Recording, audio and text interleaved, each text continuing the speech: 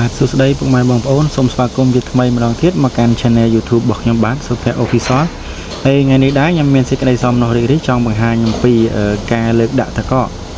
ការដកតកកចេញពីពុម្ពហើយនិងការដាក់ទឹកបញ្ចូលទៅវិញដើម្បីយកទៅដាក់កន្លែងបង្កកវាវិញណាហើយនេះគេដកចេញពីកន្លែងបង្កកមកហើយយកមកដាក់កន្លែងធុងត្រាំរបស់វាហើយដកចេញពីធុងត្រាំមកហើយគឺចាក់ចេញមកជាដើមអញ្ចឹងហើយមកយោងវាហ្នឹងគឺមាន18ដើមតាមយោងខ្លះទៅវា22ដើមទៅយោងខ្លះ18ដើមអញ្ចឹងទៅយោងខ្លះវា2ដើមអញ្ចឹងទៅតាមយោងតូចឬក៏យោងធំអញ្ចឹងណាវាអាស្រ័យទៅតាមទីតាំងដែរទីតាំងយើងតូចយើងដាក់យោងយើងតូចទៅទីតាំងធំយើងយោងរឿងធំទៅហើយនេះដែរបងគាត់អ្នកយោងហ្នឹងគឺគាត់យោងចេញពីកន្លែងទឹកស្អំហើយយើងដកចេញពីទឹកស្អំនេះគាត់ដកចេញពីកន្លែងមុនដំបូងគាត់ដកចេញពីកន្លែងឡបកក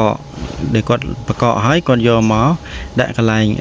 ទឹកស្អំអញ្ចឹងគាត់ដកចេញពីទឹកស្អំគាត់ចាក់ចេញពីពុម្ពហ្នឹងដើម្បីឲ្យយើងដឹកជញ្ជូនទៅលក់បន្តអញ្ចឹងណាហើយមិនមែនគេចាក់អញ្ចឹងហើយគេមានឧបករណ៍សម្រាប់លើកដាក់លើឡានទេណាគឺយើងខ្លួនឯងទេគឺជាអ្នកលើកដាក់លើឡានហើយថ្ងៃនេះដែរខ្ញុំយកយើងច្រើនដែរថ្ងៃនេះចូល70ដើម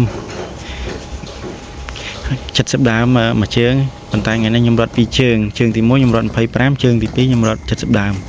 ចឹងថ្ងៃហ្នឹងសរុបចិត្ត100ដើមដែររត់តែឯងថ្ងៃនេះគាត់ចាក់មកហើយបើយើងអត់ត្រាំទឹកទេចឹងយើងអាចចាក់វាចេញវាស្អិតនៅក្នុងពុម្ពចឹងលុះត្រាតែយើងដកចេញពីកន្លែងបកកហើយយើងយកវាមកត្រាំទឹកកន្លែងទឹកស្អំសិនដើម្បីឲ្យវាផ្លាស់ប្ដូរស្ថានភាពឲ្យវាចុះត្រជាក់បន្តិចបើយើងនៅយកពីធុងមកចាក់តែមកគឺចាក់អត់ចេញទេវាស្អិតជាប់នៅហ្នឹងណាអញ្ចឹងលុះត្រាតែយើងដកចេញពីកន្លែងបកកហើយយើងយកមកដាក់កន្លែងទឹកស្អំបានយើងចាក់វាចេញបើអញ្ចឹងយើងចាក់អត់ចេញទេអញ្ចឹងយើងតតែយកមកដាក់កន្លែងទឹកស្អំដើម្បីកាត់បន្ថយសីតុណ្ហភាពត្រជាក់របស់វាសិនហើយនេះដែរបន្ទាប់ពីគាត់ចាក់តកកហើយអញ្ចឹងគាត់លើកងើយមកល្មមមិនឈរ90ដឺក្រេទេហើយយើងលបាក់ខ្ទង់80ដឺក្រេដើម្បីយើងបាញ់ទឹកបញ្ចូលទឹកស្អាតនោះទៅយកទឹកស្អាតខាងលើហ្នឹងទឹកគេមានស្តុកទឹកនៅខាងលើនោះមកសម្រាប់មកយោងវាហ្មងណាអញ្ចឹងនៅពេលដែលគាត់ចាក់ហើយគាត់ចាប់ដើមលើកពុំបញ្ឈរទៅអញ្ចឹងគាត់បាញ់ទឹកបញ្ចូលអញ្ចឹងនៅពេលដែលគាត់បាញ់ទឹកបញ្ចូលហើយគាត់ចាប់ដើមយោងហ្នឹងយកទៅដាក់កន្លែងចន្លោះអាកន្លែងដែលយើងបកកណាអញ្ចឹងកន្លែងណាដែលមានចន្លោះគឺគាត់យកធុងហ្នឹងដាក់ទៅបញ្ចូលអញ្ចឹងដោយរូបភាពហ្នឹងអញ្ចឹងខាងក្នុងដែលគាត់ដាក់ចូលហ្នឹងគឺកន្លែងហ្នឹងគឺសិតតែទឹកទាំងអស់ទឹកដែលគេថាតកកធ្វើពីជីធ្វើពីអំបិលអីហ្នឹងអាហ្នឹងត្រូវហើយកន្លែងហ្នឹងគេដាក់ទឹកប៉ុន្តែគេមិនមែនចាក់ចូលទៅក្នុងពុម្ពយើងទេវាដាក់នៅខាងក្រៅដើម្បីជួយពន្លឿនឬក៏ជាកាតាលីករមួយសម្រាប់ធ្វើឲ្យតកកយើងវាឆាប់កកណាបើយើងអត់ដាក់ហ្នឹងវាមិនងាយកកប៉ុន្តែគេមិនមែនដាក់ចូលទៅក្នុងធុងពុម្ពតកកយើងទេដាក់នៅខាងក្រៅទេអ្វីដែលនៅក្នុងពុម្ពយើងហ្នឹងគឺមានតែទឹកទេទឹកស្អាតទេមិនលើគេថាតកកធ្វើពីជីធ្វើពីអំបិលអីទេអត់ទេអាហ្នឹងគេដាក់មែនប៉ុន្តែគេដាក់នៅខាងក្រៅគេដាក់អំបិលដាក់នៅខាងក្រៅដើម្បីវាឆាប់កកឬក៏ត្រជាក់បានយូរមើលដែលឃើញអ្នកលក់ការ៉េហ្មងឃើញគេដាក់តកកហើយគេដាក់អំបិលនៅខាងហ្នឹងជាមួយតកកហ្នឹងដើម្បីឲ្យវារក្សាសីតុណ្ហភាពត្រជាក់ហ្នឹងបានយូរបានរហូតអញ្ចឹងណាអញ្ចឹងកុំយល់ច្រឡំអញ្ចឹងឈប់យល់ច្រឡំទៅព្រោះតកកមិនមែនធ្វើពីជីធ្វើពីអំបិលទេ